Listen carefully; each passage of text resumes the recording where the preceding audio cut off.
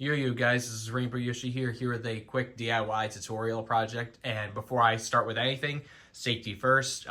It's pretty obvious, but we are using electric, so yeah, obviously safety first. But anyways, this is my DIY tutorial video on how you can make your own custom Philips Hue pathway markers that I have shown you in a previous video. These are a new introduction for 2024 for me. And I had just made my first set earlier, but now I'm making my second set. So as I am starting to make my last one here, I thought I'd make a video on it. So obviously I'm going to be going over the parts you'll need and how you can get started on making your own set if you don't want to go for the originals, which I wouldn't blame you. They're pretty expensive and they require their own power supply, which is why I'm just using these. So in any case, this is what you'll need. You'll need a cord to power them, obviously. I got these at Home Depot. They are just like an outdoor extension cord where they have obviously a regular plug to two wires. You are going to need obviously some wood. I did this off camera, but I just sanded it down on that sander there. I just made these rings and drilled a hole through so the wire for this next part can go through. You're going to need these adapters. They're GU10 adapters to two wires. You're going to need, you could get one pack of these on Amazon. If you wanted to make two of these packs, you get one bag on Amazon. It will cover you for two of them. It will come with 10. The next thing you're going to need, obviously, is the Philips Hue bulbs themselves. So this is a white in color GU10. If I can get it to focus. There we go. It's a white in color GU10. And finally, the last thing you will need is some spray paint, which I have outside. It's a Rust-Oleum black paint. I'm trying to make it as close to the originals as possible. So without further delay, let me first get into how you're going to do it, and I will show you I already showed you basically the end result in a prior video, but I'll do it again later tonight just to add on to this part of the video so you actually can all get a glimpse of how this will all end. So basically the first step is you're going to want to take the actual pathway marker itself here. It's going to come wrapped to you in bubble wrap. So you can go ahead and take it out of the wrap.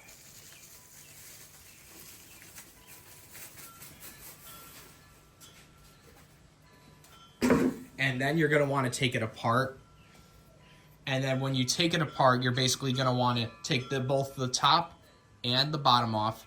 Put the wood on the bottom, and then get like a long pencil or something, and do a circle on the inside, so you could then sand it to the correct size, which is what I did here. And then you can go ahead and drill out the center and make your rings. You'll need 4 of these rings, one for each one. The next step is you're going to go ahead. You're not going to put these back together until basically the very end, but I'm going to go ahead and put all the parts in one area here. So this is basically what you're going to end up with when you make the rings, is the body piece here. It's pretty simple. So then once you do that, you can go ahead and slide the ring in. Sometimes it will go in and sometimes it won't. Like for example, right here, this one won't fit because I didn't sand it down correctly. So give me a moment. I'm going to cut the video and I'm just going to go ahead and get back to you once I get the ring to fit in. Okay, we're back, and I have the ring in here. As you can see, I got it to fit in. Now, the next step you're going to want to do is very important. You're going to want to slide the ring in with the adapter and the bulb together, and you're going to want to slide the wires through the ring and push it down.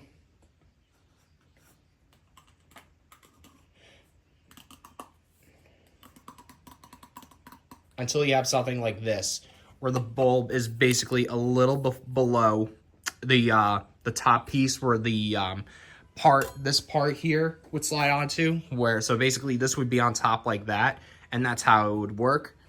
And basically I'm giving that piece room to slide in. So what you want to do is then take the adapter out with the bulb, and now you have something like this. So now what you can do, if it's not really in snug, I'll show you with another example that I have drying out there in a moment. But as you can see, this one is fine. I don't need to put in a screw on this one. If it doesn't fit in like well and it's not like tight like this one, you can easily just get a hammer and a nail and then just poke a hole through the metal piece here with a hammer and a nail, and then you could just screw it in with the drill here. I just use this drill, and you could just put a screw in there and it will hold it. So that's this piece done. And then the only other part I have to talk about is getting the cord here in here. So basically, this bottom piece here, as you can tell, it's pretty wide. And you can see here, oh, wrong one. This is the one that came with this one. But anyways, you can see here, it doesn't fit, like without drilling, you know, a bigger hole. So you have to go ahead and get your drill here and just put you just want to go ahead and drill a hole so the cord can fit through. And then once you do that, you'll be done with the drill. So I'm going to go ahead and cut to where I have all my other examples, so you can get an idea of what exactly I'm talking about with the screw ones, the ones that I put screws in. So here are 3 of them drying off here. So as you can tell, the 3 of them here, this is the one I didn't have to use a screw on. But these 2 I did, because as you can see, they don't really fit in that well. I sanded them off a little more than what I was supposed to, so I just used a screw there. And now they fit, and once I put the bulbs back in, they should be good to go. So let me go over to, finally, the last few steps, and then I can end off the video. So basically, here's one that's ready to go. So let me put you on the tripod real quick.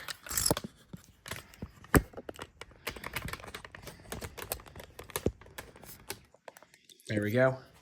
So final step is to go ahead and slide, or here you could take, I got all these prepared already, so basically all I did was I slid the cord through the hole that I pre-drilled so the cord can go through, because they won't fit through without a pre-drilled hole that you did.